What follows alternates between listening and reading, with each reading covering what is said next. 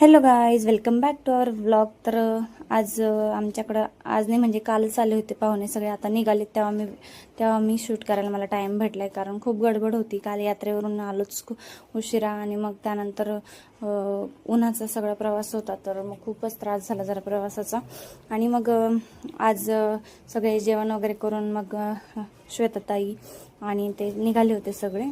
तर मयुरेश आणि मला दोघेही झोपले होते, पण आत्याबाईंनी लाडूची खूप खूप पापी घेतली, खूप खूप त्याला प्रेम केलं जाताना खूप.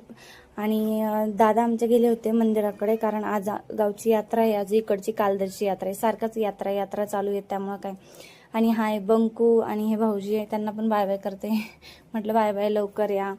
आणि आज इकडची कालदरची पण यात्रा आहे, पण जायला काही मला काही कारणास्तव जायला मला भेटलंच नाही मंदिराकडे वगैरे.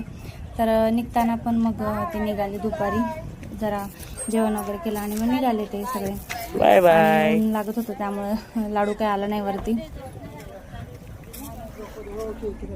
मला पुढेच बसायचं, तुम्ही बसा मागे. कोण बसा? चलो तिकीट. कालची यात्रा किंवा काय माहिती, नक्की कसला त्रास झाला. सगळ्यांना सर्दी झाली, ऑलरेडी आधी झाली होती. मयुरेश मला लागला, तर मला त्यांची पण मला झाली. माझं खूप डोकं दुखत होतं, त्यामुळे बरंच वाटत नव्हतं. मग असंच थोडासा आराम केला.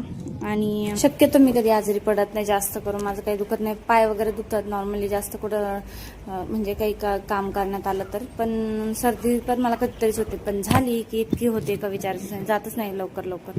आता काय होते काय माहिती. चला बाय बाय, भेटू पुढच्या.